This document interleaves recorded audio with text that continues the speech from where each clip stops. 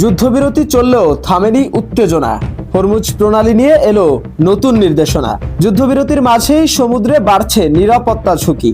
যুক্তরাষ্ট্রের সঙ্গে 2 সপ্তাহের যুদ্ধবিরতি চললেও সতর্ক অবস্থানে রয়েছে তেহরান। হরমুজ প্রণালীতে বাণিজ্যিক জাহাজের জন্য বিকল্প রুট ঘোষণা করেছে ইরান।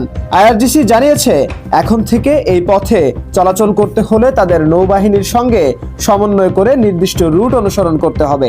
নতুন নির্দেশনা অনুযায়ী ওমান সাগর থেকে লারাক দ্বীপের উত্তর দিক দিয়ে প্রবেশ করতে হবে পারস্য উপসাগরে, আর বের হওয়ার সময় দক্ষিণ দিক দিয়ে ওমান সাগরের দিকে যেতে হবে জাহাজগুলোকে। মূলত সমুদ্রে সম্ভাব্য মাইন বিস্ফোরণের ঝুঁকি এড়াতেই এই ব্যবস্থা নেওয়া হয়েছে বলে জানিয়েছে তেহরান।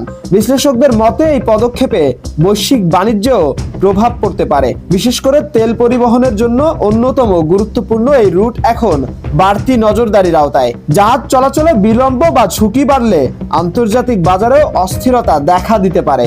সব মিলিয়ে যুদ্ধ থামলেও হরমুজ প্রণালীতে উত্তেজনা এখনো পুরোপুরি কমেনি। মাশরাফি, আজকের নিশানা।